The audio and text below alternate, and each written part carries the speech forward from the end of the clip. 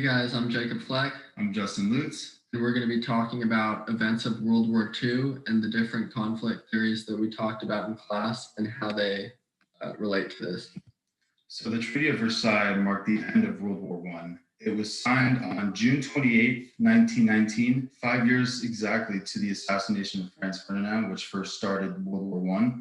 It heavily favored the Allied forces, giving them a lot of land and other resources, and demoralizing and crippling the German economy. Now, they were forced to accept total blame for World War I, which is completely humiliating to the German people. They were forced to pay 132 billion gold marks, which in today's money is the equivalent of roughly $269 billion for the reparations for the Allied forces.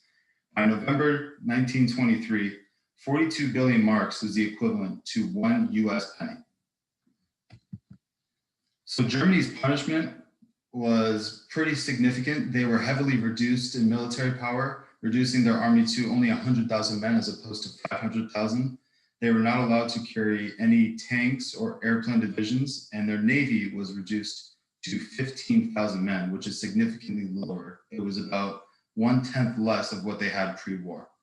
They were allowed 6 battleships, 30 smaller ships, and were not allowed submarines.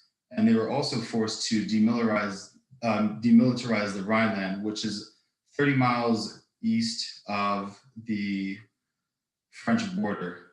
And the reduction of land, they were forced to give up all their colonies outside of Germany in southern Africa. Many parts of mainland Germany were given to bordering countries, such as the region of Saar, which was heavily resourceful in coal. And all the resources and everything from that region of Saar was given to the French people for war reparations. Land was reduced by 14%, reducing the population of the German people by over 6 million. Now, Adolf Hitler was a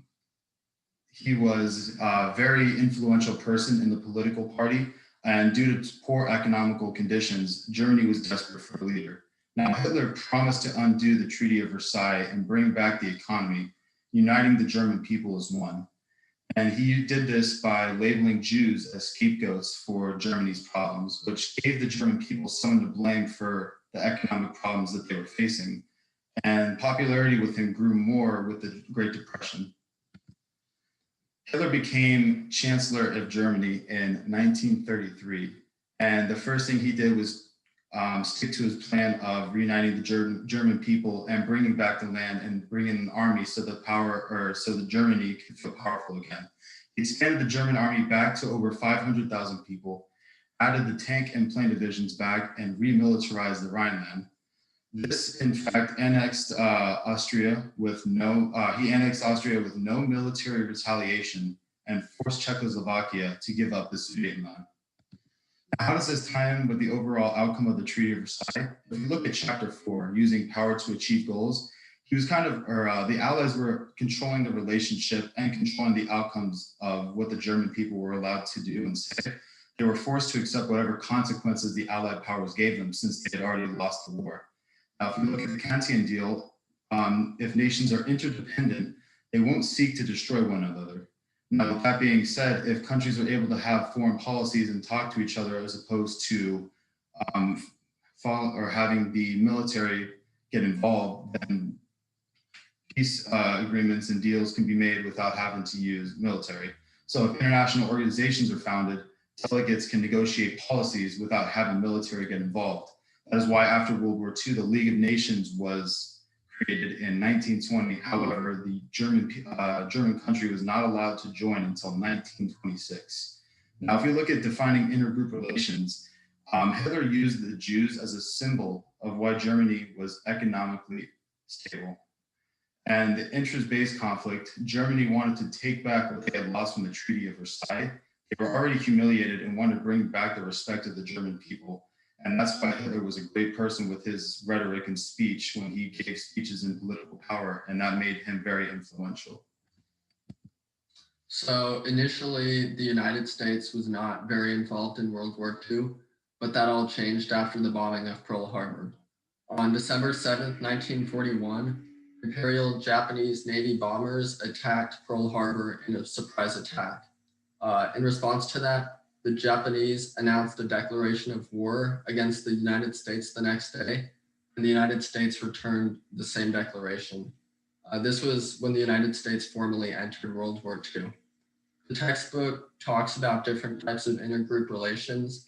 It talks about enemies, rivals, and friends.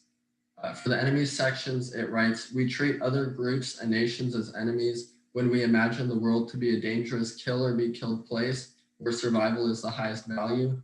And it writes, "Enemies aim to eliminate, disable, or conquer one another." Considering that the United States viewed the Japanese as a threat and both nations declared war against each other, it's safe to say that the Japanese and Americans fell under the enemy category. In response to this, the Japanese, in response to the bombing, there was a heightened fear of national security, especially on the West Coast. And this was because of the perceptions of the Japanese. The social identity theory claims that we draw in groups and out groups through interactions we have with groups and individuals of those groups. And for a lot of Americans, the interaction they saw with the Japanese was just a bombing of a lot of innocent people. Therefore, they were labeled as dangerous and members of the outgroup. And they were continued to be pushed into the outgroup through political rhetoric and political policies. One of these was Executive Order 9066, and that was signed into action by President Roosevelt, evacuating all Japanese on the West Coast to internment camps further inland. This resulted in over 100,000 Japanese being evacuated. And it wasn't necessarily just Japanese immigrants. It was also Japanese dependents, so children that were born in America. The textbook talks about intercultural conflicts. And because this was strictly a conflict between Japanese, it could be labeled as such. The Japanese internment camps themselves were an interest-based conflict. The book notes different types of conflict. For example, when two nations are competing over resources, it would be more of a rivalry. And the book notes that when there's a national security at stake, it's more of an enemy-based relationship, and a war can result from that. This is also a racial conflict. The book notes that in many conflicts, there's some sort of cultural or racial undertone. This would be included in that. It also writes that with racial conflicts, such patterns of domination can have profound effects on race relations even decades after the legal redress is achieved. And that can be seen in this instance here, especially for the kids that were held in the internment camps. They didn't receive the education or skills that they would have been taught outside of the camps.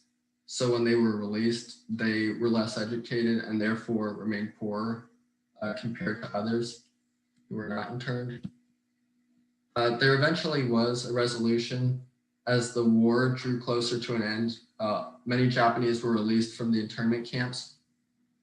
And in 1980, Congress established a committee to investigate the camps.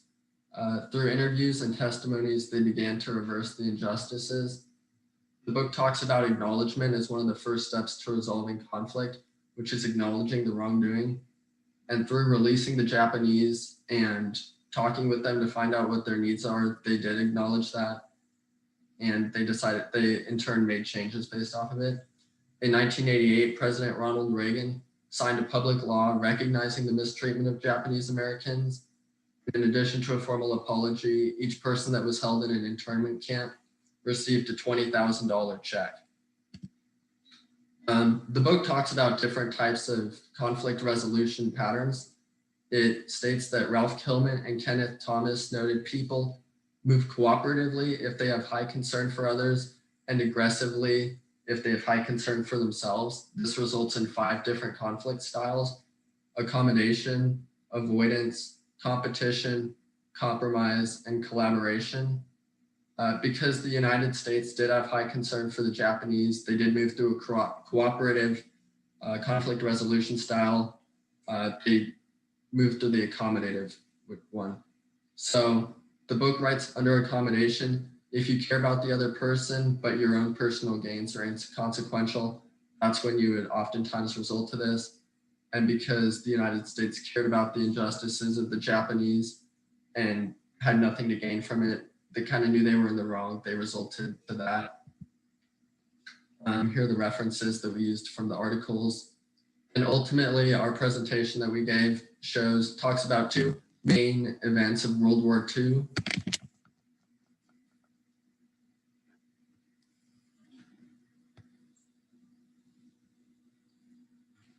And two main events of World War II, and also just how the concepts we learned in class, the different theories, the different resolution styles, interest-based conflicts can tie into those certain events.